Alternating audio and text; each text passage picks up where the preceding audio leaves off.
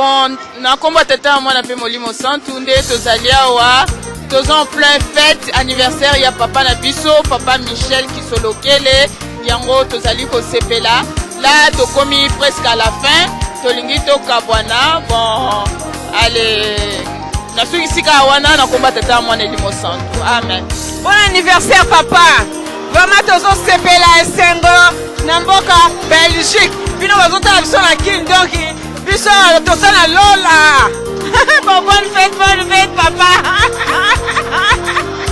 C'est une très grande joie de partager ce genre de moment là, papa la biso. Donc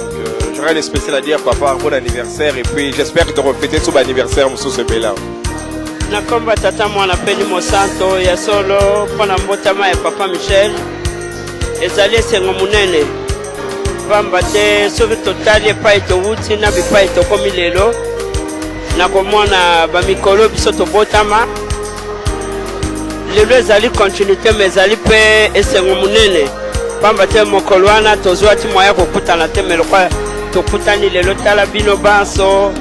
na bambuta na biso bandimi na bapapa esengo munene mpona mokolo ya lelo yango wana vraimen eloko tokosenga bino mabondeli makasi po yango kam tokodongisa biso bobosana biso na mabondeli te biso mpe tobosanaka bino te mpona bapapa bakanisela biso bapesi oyo tozoluka. Merci beaucoup. Na ntina baanniversaire na biso ke mpo na ngai anniversaire ya ndeko na ngai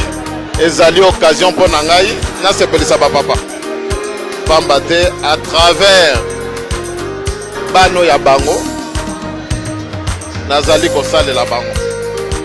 donc ya solo nazanga moko mwana papa me na mitie nanu mundimi donc mpo na ngai lelo eza kaka concrétisation ya makambo nalobaka depuis bambula voilà ndenge mpe nalobaki tout à l'heure na libondeli papa alobaki bana ne ya solo bazali ndenge bosalaki mpo na bango yango bokosala epai na biso donc mpo na ngai eza ndenge tolobaka liloba nzambe elekanaka te e yango oyo bino bosali mpo na ngai ezali preuve ke nzambe aza kaka nzambe. Mbotama ya papa Michel tosepeli mingi na ndenge bosepelisi biso tokobosana yango te bobosana biso te biso mpe tokobosana bino te mais sinon te en tout cas bonne fête tolie bien bokipe biso kitoko toyebi ke tata na biso mpe kokipe bino très bien. To souhaiter kaka joyeux anniversaire ke ane oyo ekobanda ezala malamu mpona makambo nyonso na niveau ya église ya famille makambo ebele plein de bonne chance. Na raison moko te tokozanga kosepelisa bango te donc toza oblige tosepelisa bango lokola tofuti bapayage juste mpona toya kosepelisa bapapa na biso soki tomoni bango tomoni bapapa na biso misato nazoimagine sikoyo bapapa nao misato bavandi anniversaire ya papa Michel nayebi te kwa ona baoyo baza boye na baoyo baza boye business tokoya na bato bakosala semblant me baoya mpasi bapapa nkulutu aza wana papa mfuma longo aza wana papa mfuma mbanza aza me lelo bapapa babombami siko totalaka ndenge nini mamango elekilako donc voilà quoi donc biso tosepelisi bapapa l'essentiel tosepelisi bapapa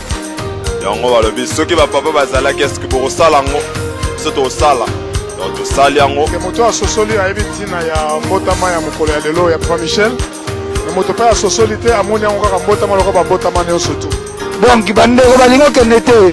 tokomi dans 5h du matin l'église ekotaki église ebimi ti sikoyo bato baolingi okende te donc tokomi dans 5h du matin me nayebi te so bato bakende heure nini entre temps na ba 6h 7h bamisusu fo bakee mosala donc nyonso ezali na occasion anniversaire